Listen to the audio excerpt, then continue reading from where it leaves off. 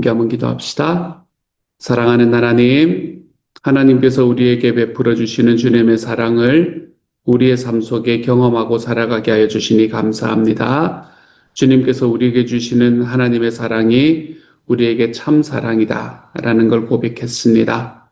사랑하는 주님, 주님께서 우리에게 진짜 배기 사랑을 보여주셨고 그 사랑이 우리 주님의 섬김과 우리 주님의 낮아짐과 우리 주님의 십자가로 우리에게 보여졌사오니 주님이여 우리가 주님께서 주시는 그 하나님의 사랑을 이 세상에 살아가는 과정 속에서도 하나님 기쁨으로 보여주며 살아갈 수 있는 주님의 사람이 되게 하여 주옵소서. 모든 말씀 우리 주님 예수님 이름으로 기도드립니다. 아멘.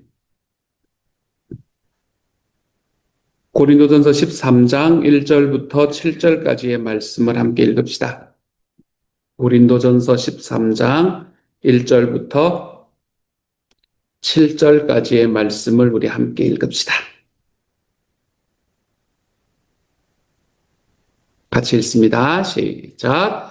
내가 사람의 방언과 천사의 말을 할지라도 사랑이 없으면 소리나는 구리와 울리는 꽹과리가 되고 내가 예언하는 능력이 있어 모든 비밀과 모든 지식을 알고 또 산을 옮길 만한 모든 믿음이 있을지라도 사랑이 없으면 내가 아무것도 아니요 내가 내게 있는 모든 것으로 구제하고 또 내 몸을 불사르게 내줄지라도 사랑이 없으면 내게 아무 유익이 없느니라. 사랑은 오래 참고 사랑은 온유하며 시기하지 아니하며 사랑은 자랑하지 아니하며 교만하지 아니하며 무례히 행하지 아니하며 자기의 유익을 구하지 아니하며 성내지 아니하며 악한 것을 생각하지 아니하며 불의를 기뻐하지 아니하며 진리와 함께 기뻐하고 모든 것을 참으며 모든 것을 믿으며 모든 것을 바라며 모든 것을 견디느니라. 아멘. 그 유명한 고린도전서 13장의 사랑장을 우리는 오늘 만나게 됩니다. 이 사랑장을 만날 때에 우리는 바로 전장에서 우리 어제 읽었던 큐티의 말씀이기는 한데요. 바로 전장에서 이야기가 되던 부분을 우리는 잠깐 살펴보아야 됩니다. 어제의 말씀에서 12장 전체의 말씀에서 몸이 다양한 지체의 결합으로 이루어졌듯이 교회도 다양한 은사를 가진 사람들이 함께 모여서 이룬 곳이다 라고 이야기를 합니다. 그러면서 모두가 사도겠느냐라고 이야기하는 그 이야기를 통해서 아무리 사도가 중요한 은사라고 해도 사도로만 이루어진 교회는 비정상적인 교회다 이렇게 이야기를 하고 있는 거지요. 은사들 속에서는 좀 더 화려해 보이는 은사도 있고 좀 덜 화려해 보이는 은사도 있습니다. 좀 더 중요해 보이는 은사도 있고 좀 덜 중요해 보이는 은사도 있습니다. 그리고 그런 것들이 다 어우러져서 교회를 이루는 거다라고 사도 바울은 계속해서 말했습니다. 그러면서 마지막에 뭐라고 이야기를 하나 하면 이제 23장에 들어오기 직전에 더욱더 큰 은사를 사모하라 이렇게 이야기를 하거든요. 더욱 큰 은사를 사모하라. 이 더욱 큰 은사라는 것은 무엇인가? 하나님께서 은사를 주실 때에 은사를 주실 이유를 생각해 보면 여기 어떤 건지 그림이 좀 그려집니다. 하나님 은사를 주실 때에 그 은사를 주신 이유는 공동체의 유익을 위해서다 이렇게 이야기했잖아요. 그렇죠? 개인의 어떤 무언가 내가 하나님 앞에 살았던 삶을 증명할 수 있는 무언가 이런 게 아니고 공동체의 유익을 위해서 하나님께서 주신 것이다 라고 이야기했으니 더욱 큰 은사라는 것은 교회와 지체에게 더 많은 유익을 주는 은사 이걸 이야기하는 걸 겁니다. 사도 바울이 12장에서 말했던 것보다 교회와 지체들에게 더 많은 유익을 주는 은사. 특별히 바울은 당시에 방언을 중요시하고 그 방언을 자랑하고 있는 사람들한테 방언은 다른 지체들에게 별 유익이 되지 않으니까 다른 은사들을 좀 사모해 보세요 라고 이야기를 하고 있는 것 같이 그렇게 이야기를 하기도 합니다. 그러면서 더욱 큰 은사를 사모하십시오. 내가 이제 가르쳐 드리겠습니다 라고 이야기할 때 그 가장 좋은 길, 가장 좋은 은사 그것은 무엇인가 하면 오늘의 말씀에서부터 나타나는 것과 같은 사랑을 이야기하는 거다라는 게 너무 분명해집니다. 12장과 13장은 당연히 서로 연결되는 게 당연한 것이니까요. 그러면 사랑이 은사냐? 은사를 가진 사람들만 사랑하는 거냐? 그렇지 않잖아요. 그렇죠? 사랑은 은사는 아닙니다. 그런데 사랑은 은사가 발휘되는 길이다 라고 생각을 하시면 됩니다. 그러니까 이 모든 은사는 사랑을 통해서만 발휘될 수 있다. 이렇게 생각을 하시면 되는 거예요. 하나님께서 각 사람에게 은사를 주신 것은 교회를 세우기 위함이다. 우리가 이 말은 잊어서는 안 됩니다. 은사는 내가 뭔가를 가졌다고 해서 자랑할 것도 아니고 없다고 해서 비교할 것도 아닙니다. 은사는 그냥 내가 교회를 세우기 위해서 하나님께서 내게 주신 선물이다. 이렇게 생각을 하시면 됩니다.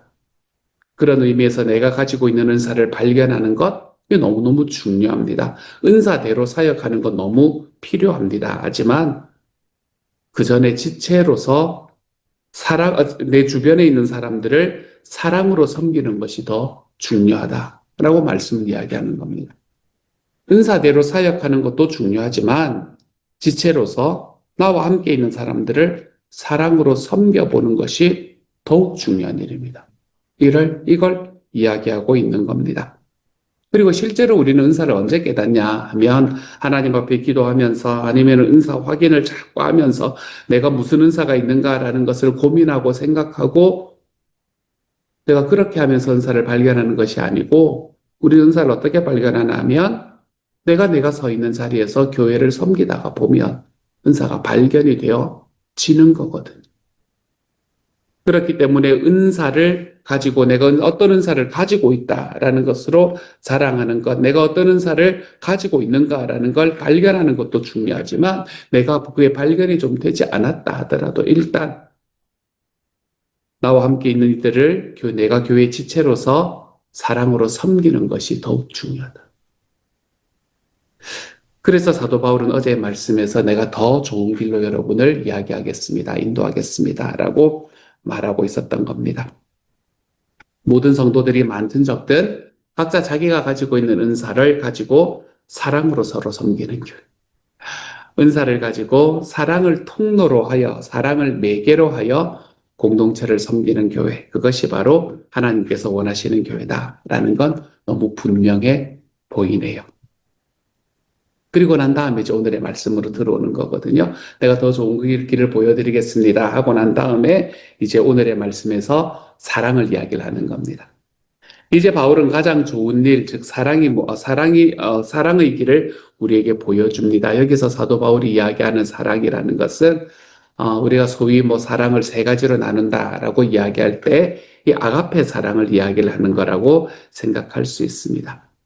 여기서 말하는 이 사랑, 하나님께서 우리에게 부어주시는 사랑과 같은 그 사랑은 크게 두 가지의 모습을 가지고 있습니다. 첫 번째로 이 사랑이라는 것은 호감을 받을 만한 조건이 없는 사람을 호감을 받을 만한 조건이 있는 것으로 인정해 주는 것. 이게 첫 번째 사랑의 특징입니다. 호감을 받을 만한 조건이 없는 사람을 호감을 받을 만한 조건을 갖춘 사람으로 인정해 주는 것. 이게 이 사랑을 이야기하는 첫 번째의 특징이라고 말할 수 있겠습니다. 그리고 두 번째로는 어떤 특징을 가지고 있나 하면 자기의 이익은 좀 희생시키고 다른 사람의 이익을 추구해 보는 것. 요게 이 사도 바울이 고린도전서 13장에서 말하는 이 사랑의 특징이다라고 이야기할 수 있겠네요. 호감을 받을 만한 조건이 없는 사람을 호감을 받을 만한 조건을 갖춘 사람으로 인정해주고 대해주는 태도. 두 번째로는 자기 이익은 희생하고 타인의 이익은 좀 더 추구해보는 태도. 이 두 가지의 태도를 이 사랑이라는 단어로 우리에게 이야기를 해주고 있습니다.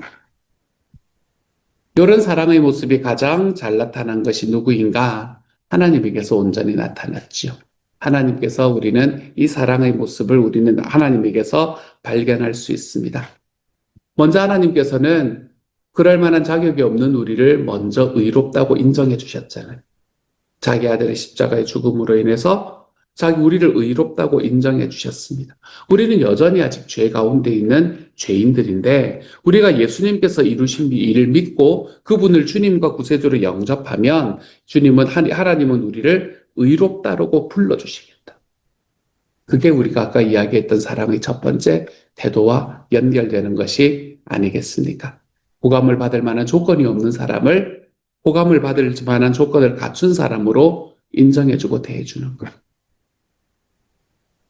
무엇보다 십자가에서 아가페 사랑이라는 이 사랑의 완전한 모습으로 나타나셨습니다. 죄가 없으신 예수님께서 죄인을 구원하시기 위해서 십자가에서 죽으신 곳이 바로 십자가니까요. 그러니까 십자가는 희생과 사랑의 원리가 잘 드러난 곳입니다. 사랑의 두 번째 조건, 두 번째 특징, 자기의 이익을 희생시키고 타인의 이익을 추구하는 태도. 이것이 예수 그리스도의 십자가에서 가장 잘 나타났습니다. 사랑이라는 걸 이렇게 놓고 보니까 그 의미를 생각하고 그것을 따져보니까 사랑은 하나님에게서부터 하나님께 속한 것이구나라는 게 너무 분명해집니다. 그래서 사랑은 하나님께 속했다라고 이야기를 하고 있는 거네요. 그리고 우리는 그 하나님의 사랑을 먼저 받은 사람입니다. 먼저 받은 사람이니까 그 사랑을 좀 더 깊이 알아가면서 그 사랑을 닮아가기를 좀 힘써야 됩니다. 하나님은 사랑이시니까 우리도 사랑하며 살자. 이게 굉장히 시쳇말처럼 들리는데 이게 실제로 진짜 중요한 이야기거든요. 하나님이 사랑이시니까 내가 나의 삶을 통해 하나님을 보여주는 삶을 산다면 우리는 당연히 사랑하며 살아가는 게 필요하다. 중요하다. 하나님은 사랑이십니다, 여러분. 그러니 그 사랑을 더 깊이 알고 또 더 많이 닮아가는 데 힘써 볼 수 있는 하루가 되어 가시기를 바랍니다. 그리고 난 다음에 이제 사랑에 관한 이야기, 사랑이 없으면 일어나는 일에 대해서 쭉 이야기를 먼저 합니다. 먼저 사랑이 없으면 어떤 일이 일어나는가? 방언이나 천사의 말도 아무런 소용이 없다라고 이야기합니다. 방언은 기도할 때 하나님께서 주시는 특별한 언어잖아요. 천사의 말이라는 것은 바울이 환상 속에서 왜 천국을 보는 환상을 했을 때 들었던 천사들끼리 사용하는 언어를 바로 천사의 말이라고 이야기하겠죠. 이게 얼마나 놀라운 일입니까? 그런데 이런 놀라운 언어 능력도 사랑이 없으면 소음이라는 겁니다. 소음. 그거 내가 듣는다는 게 무슨 의미가 있냐는 거예요. 사랑이 없을 때에는요. 그뿐입니까? 말씀을 아무리 잘 깨닫고 말씀을 아무리 잘 전한다고 해도 아무리 대단한 믿음을 가지고 있다고 해도 엄청난 기도의 능력을 내가 체험하며 살아가고 있다고 해도 내 마음에 하나님께서 우리에게 자신의 가장 중심이라고 이야기하셨던 그 사랑이 없으면 나에게는 아무것도 아니다. 이렇게 이야기를 합니다. 그뿐입니까? 외부적인 행동을 가지고도 이야기를 하고 있습니다. 겉으로 보기에 다른 사람을 위해서 재산을 내놓고 자기 몸을 불태워서 헌신한다고 하더라도 이게 사랑이 아니라 이기적인 목적을 가지고 있다면 나를 드러내고 사람에게 영광을 받으려고 한다면 이것 아무 소용이 없다는 겁니다. 아무런 소용이 없다는 겁니다. 사랑이 없다는 것을 뭐라고 생각해 볼 수 있을까라고 생각을 하다가 사랑이 없다는 건 곱하기 0을 하는 거하고 똑같구나라는 생각을 해보았습니다. 그 괄호 안에 아무리 많은 것들을 집어넣는다고 하더라도 아무리 큰 숫자를 그 괄호 안에 더하거나 곱하거나 해서 집어넣는다고 하더라도 사랑이 없다라는 말은 마지막에 곱하기 0을 한다는 겁니다. 그러면 아무리 큰 숫자도 0이 되어버린다는 것을 이야기하는 거라고 생각이 들었습니다. 내가 아무리 멋진 일을 하고 내가 아무리 엄청난 능력이 있다고 하더라도 사랑이 없으면 아무것도 아니게 되니까요, 여러분. 이처럼 사랑이라는 것은 우리가 가지고 있는 모든 은사가 제자리를 찾게 하는 통로가 됩니다. 사랑이라는 것은 우리가 가지고 있는 모든 은사가 귀한 역할을 하게 되는 길이 되는 게 바로 사랑입니다. 그러니 여러분, 사랑하며 삽시다. 내가 가지고 있는 그 어떤 것도 이 사랑에 딱 부딪혔을 때는 아무것도 아니라는 것을 우리가 기억도 하고 고백도 하고 내가 그것을 체험도 하며 살아갈 수 있는 하나님의 사람들이 되어 가시기를 바랍니다. 곱하기 0은 하지 말자고요, 죄송. 사랑이 없으면 어떻게 되느냐라는 것을 이야기한 바울은 그러면 사랑은 어떤 특징을 가지고 있느냐라는 걸 우리에게 말해 줍니다. 사랑은 어떤 특징을 가지고 있느냐라는 이 이야기를 제가 뭐 길게 이야기를 해야 되겠습니까? 사랑은 어떤 특징을 가지고 있느냐? 하나님께서 우리에게 바울의 입을 통해서 말씀하신 그대로 여러분에게 말씀드려 보려고 합니다. 사랑은 오래 참습니다. 사랑은 온유하고 시기하지 않습니다. 사랑은 자랑하지를 않습니다. 사랑은 교만하지 않습니다. 사랑은 무례히 행치 않습니다. 함부로 대하지 않습니다. 사랑은 자기의 유익을 구하지 않습니다. 사랑은 성내지 않습니다. 화내지 않습니다. 사랑은 악한 것을 생각하지 않습니다. 사랑은 불의를 기뻐하지 않습니다. 오히려 사랑은 진리와 함께 기뻐하고 사랑은 모든 것을 참습니다. 사랑은 모든 것을 믿습니다. 사랑은 모든 것을 바랍니다. 사랑은 모든 것을 견딥니다. 아까 좀 전에 제가 사랑하며 삽시다 라고 이야기했으니 여러분의 오늘 하루가 이러한 사랑의 특징들이 나타날 수 있는 하루가 되기를 바랍니다. 내 삶에 있는 사랑이 하나님께서 나에게 말씀하시는 그 사랑의 모습으로 세워져 있는가? 이거 보면 되는 거죠. 내가 사랑하는 사람에게 더 예의를 갖추고 내가 사랑하는 사람들을 위해서 더 많이 믿어주고 더 많이 참아주고 더 많이 견뎌주고 더 많이 기대해 줄 수 있는 삶. 우리가 그런 삶을 좀 살아가서 하나님 앞에 내가 최소한 나는 이런 모습을 다 갖추지는 못했지만 이런 모습을 갖추고 계시는 예수님을 내가 닮아가려고 노력을 하고 있습니다. 우리가 이런 이야기들이 우리의 삶 속에서 나타나 볼 수 있는 하나님의 사람들이 되어 가시기를 우리 주님의 이름으로 축복합니다. 같이 한번 기도합시다. 사랑하는 하나님, 사랑은 곱하기 0과 같아서 사랑은 은사는 아니지만 모든 은사가 활동할 수 있는 바탕이 되어서 주님, 우리들의 삶에 유익하게 만들어주는 그 길을 우리는 이 사랑을 통해서 경험할 수 있게 된다는 것을 알게 해주시니 감사합니다. 주님, 우리가 아무리 많은 것을 가지고 있다 하더라도 아무리 많은 일들을 행했다고 하더라도 사랑이 없으면 아무것도 아니다. 기억하게 하십시오. 그 사랑이 하나님께 속해 있다. 예수 그리스도의 십자가의 사랑이 그 모든 것의 출발이다. 알게 하여 주십시오. 그리고 내가 사랑하게 될 때 어떤 모습을 갖추게 될 것이다. 주님 깨달을 수 있게 해주십시오. 그리고 저를 돌아보는 하루가 되게 해주십시오. 하나님, 제가 사랑하는 사람입니까? 주님 이것을 한 번쯤 깊이 생각하고 돌아볼 수 있는, 그래서 하나님 앞에 바르게 가지 못하는 길이 있으면 다시금 돌이켜 볼 수 있는 하루가 되도록 주님께서 도와주옵소서. 모든 말씀을 우리 주님 예수님 이름으로 기도드립니다. 아멘.